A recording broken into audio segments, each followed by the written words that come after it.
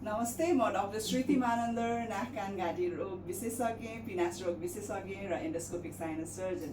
आज म समक्ष मेरो पुरानो पेसेन्ट, उहाँ चाहिँ नि मोरङदेखिको र हुनुहुन्छ, उहाँ लेताङ निवासी हुनुहुन्छ र उहाँको अपरेसन मैले full house functional endoscopic sinus surgery, turbinoplasty, endoscopic septoplasty, स्पोरेक्टोमी गरेको थिएँ। उहाँको पहिला नाक भरिभरि मासु पलाएको केस हो, एक्सटेन्सिभ साइनोनाइडल पोलिपोसिस।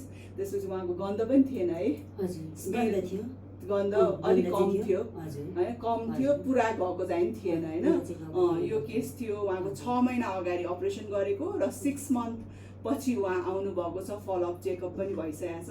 उहाँको कथा जुन चाहिँ नि होइन, उहाँको जुन पिनास रोगले ग्रस्त हुनुहुन्थ्यो, उहाँलाई के कस्ता समस्या थिए होइन, त्यसपछि अपरेसन गरिसकेपछि उहाँको जर्नी कस्तो भयो भन्ने विषयमा कुराकानी गरौँ है त। नमस्ते, हजुरको नाम भनिदिनुहोस् न। मेरो नाम चाहिँ हर्कला छिराई हो, मोरङबाट। हजुर, तपाईँ चाहिँ नि होइन, तपाईँको समस्या कति लामो थियो त अपरेसन गर्नु अगाडि? कतिसम्म तपाईँ? 15-16 वर्ष। सो 15 इयर्स उहाँले सहनु भयो, पिनासको रोगलाई आफूसँग राख्नु भयो कि। त्यसपछि 15 इयर्स पछि उहाँ चाहिँ नि मेरोमा काठमाडौँमा आएर होइन उहाँले कन्सल्टेसन गर्न आउनुभयो। के कस्ता समस्या थिए पहिला अपरेसन गर्नु अगाडि हजुरलाई? एकदमै गाह्रो डाक्टर, राति सुत्दा त एकदमै गाह्रो होइन, कहिलेकाहीँ त अब यतिकै बा मर्छु कि जस्तो डर पनि लाग्ने होइन, सास फेर्ने एकदमै गाह्रो।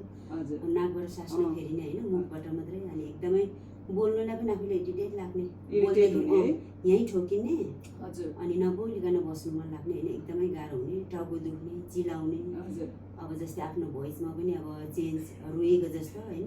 अब कहिलेकाहीँ बुवाहरूले पनि भन्नुहुन्थ्यो, जोइसँग झगडा भयो छोरी भन्नुहुन्थ्यो, तर मैले होइन, रोको छैन प्लिज बुवा कसम भन्दा पनि पत्तो हुन्थेन।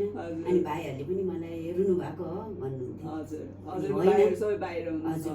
अब भाइहरूले चाहिँ अब टेन्सनमा छ दिदीलाई, त्यही भएर होला भन्नु।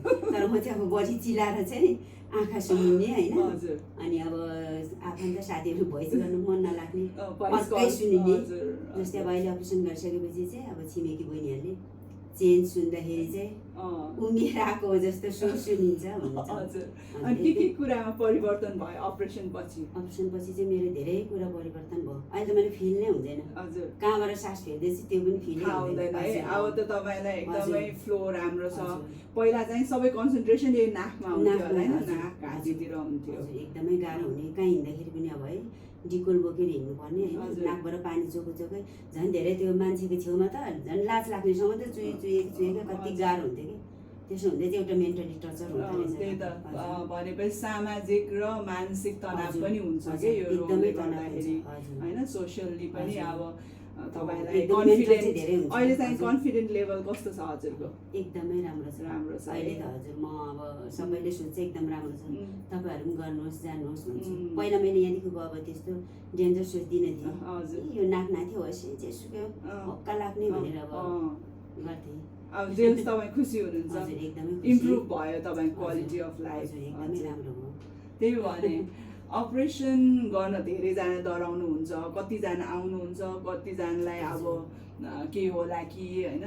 अब किनभने फेरि यो साइनोसाइटिस भनेको प्रब्लमै नाक वरिपरिको ठाउँमा हुने हो, साइनसेसहरू जुन चाहिँ आँखा वरिपरि ब्रेन नजिक। त्यही भएको हुनाले समयमा नै नाक कान घाँटी रोग विशेषज्ञकोमा परामर्श लिनु पर्यो, जसले गर्दाखेरि सबै बिरामीको अपरेसनै गर्नुपर्छ भन्ने हुँदैन।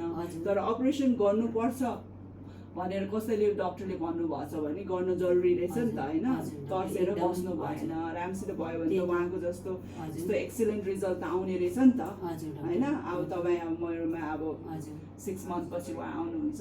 थ्याङ्क यू सो मच, धन्यवाद है त, थ्याङ्क यू।